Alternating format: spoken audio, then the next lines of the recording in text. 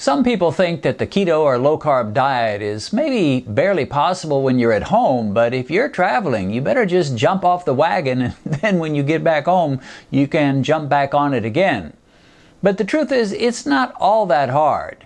Today I'll share 6 of my go-to foods/snacks that I depend on when I'm traveling.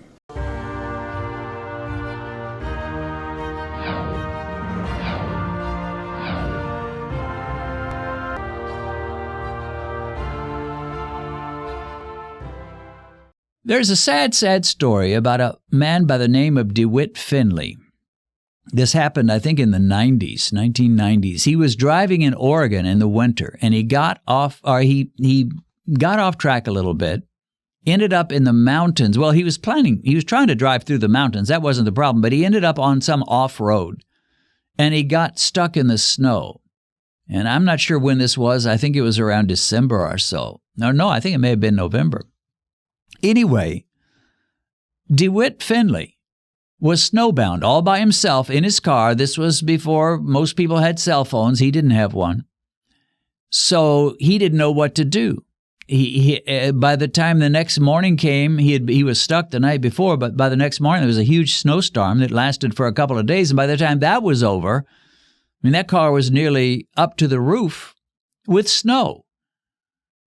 And DeWitt Finley was a guy that liked to write, and he had a lot of paper and pens with him and writing materials, and he sat in his car. It's actually a pickup truck, I believe, and he wrote letters to his children. He had a fiance he wrote a letter to. He wrote a letter to some letters to friends, and he just sat in his pickup truck and assumed that somebody would come along and rescue him.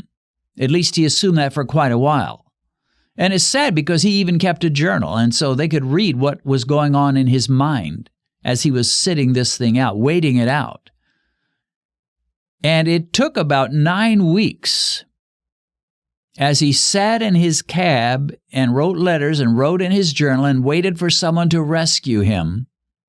It took about 9 weeks until he starved to death. He died in his truck. They found him, I think it was around May when they were started. That road was a road that wasn't hardly used in the winter. In fact, it wasn't used. And he'd gotten off on a road that just wasn't used. But they was used in the spring, summer, and fall. And so they were clearing it off in, I think it was early May. And they found his truck, and they found him dead in his truck. And from the looks of it, as far as they could tell, he had made no efforts to try to walk his way out of there. He had simply sat in his cab and in the cab of his truck, in the pickup truck, and starved to death. And what's especially sad about that is that the locals, the local people from that area, have said that he could have gotten out of there in a few hours had he known exactly what direction to go. It's not like there was nobody around or that he was way 100 miles away from civilization. There were people around there. There was a community around there. And there were even some road workers that were doing some repairs and stuff, even in the snow, that were probably within a half a mile of him, while he's sitting there in his truck dying. But he made no effort. He didn't think there was any use. He figured somebody will find me, and he died. And some diabetics are like that. They're making no effort to better themselves.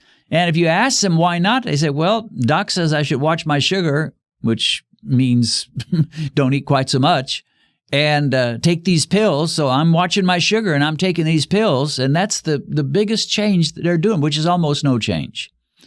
So they're sitting in their cab, so to speak, not literally, but figuratively. They're sitting in their truck, dying, making no real effort to save themselves.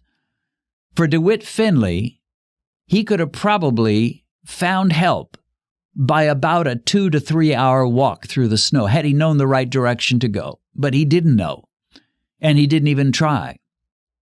And for many diabetics, they're just a short way away. They could be 3 months away from getting from a 12 A1C down to an A1C of around 5.8, somewhere in the 5s just by applying the right diet and moving the right direction. But like Finney, they just sit and sit and sit and pop their medications and watch their sugar, quote unquote, as they slowly wither away and die from diabetes. Sad, sad, sad. It's in your reach, this guy says. Healing is in your reach. Victory is in your reach. It's there. Pay attention. Do what you need to do. Don't sit in your pickup truck and wait for rescue. Ask God to help you, and then move out of that pickup truck and start walking through the snow. Of course, I'm talking figuratively here. But make the changes, lower the carbs, seek for normal glucose, and you'll be amazed how things can turn around for you. All right, well, here is another comment. How do you folks follow these diets when you are away from home? You can't travel on an airplane and be in another state and eat like this, right? Or some fast food joints don't have these keto healthy foods. Well, of course, there are a lot of products in the grocery store these days, I don't know how long this will last, that are labeled keto. But the idea that you can't travel and keep your glucose under control is just wrong. You can. And we do it all the time. We travel across the ocean and go to Nigeria, Kenya, Tanzania, Uganda. And believe me, you're not going to find keto products in those African markets.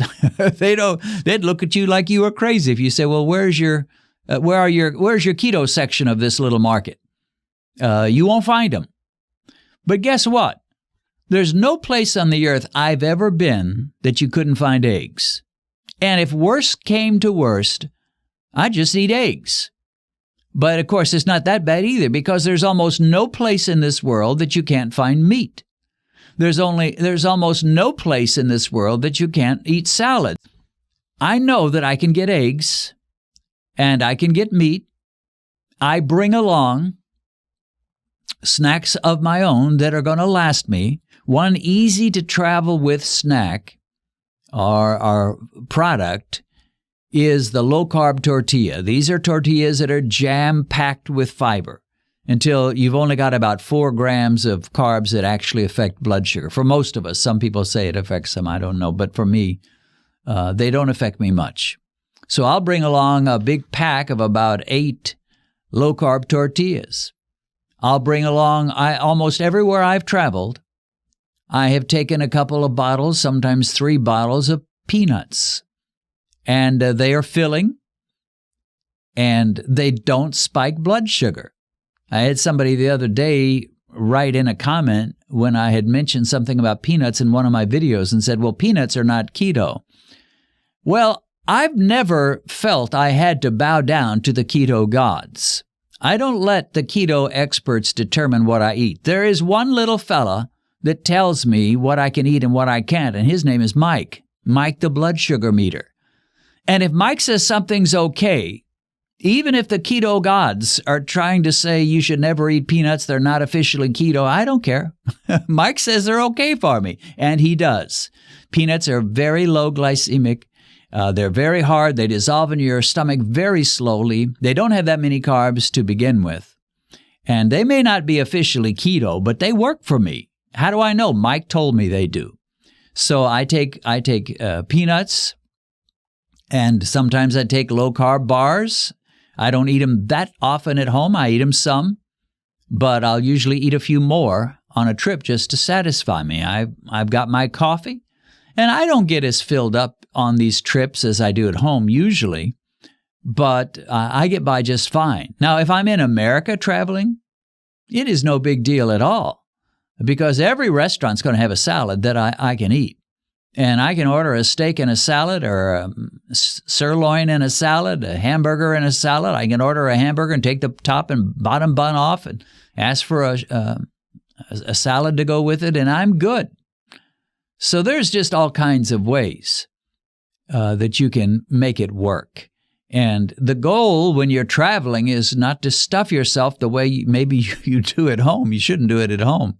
But the goal is just to have enough to get by and feel comfortable and enjoy your trip.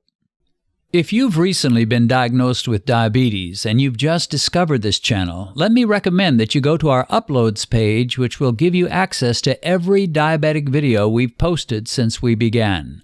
As you work your way through all our videos, I believe you'll find the help you need. A link to our Uploads page is in the description.